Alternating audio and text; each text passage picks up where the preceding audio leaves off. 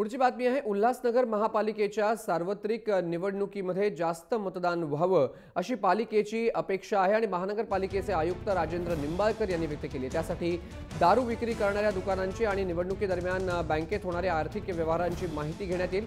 यंदा 1,50,000 मतदार मतदान यादीतून वगळले असले तरी मतदानाची आकडेवारी वाढवण्यासाठी मोठ्या प्रमाणात जनजागृती मोहीम केली जाते। शिवाय निवडणुकीदरम्यान बँकेत होणाऱ्या आर्थिक व्यवहारांची देखील माहिती घेण्यात येते। यासाठी आयकर विभागाचं 5 विशेष अधिकारी देखील नियुक्त करण्यात आलेत असं देखील निंबाळकर यांनी म्हटलं।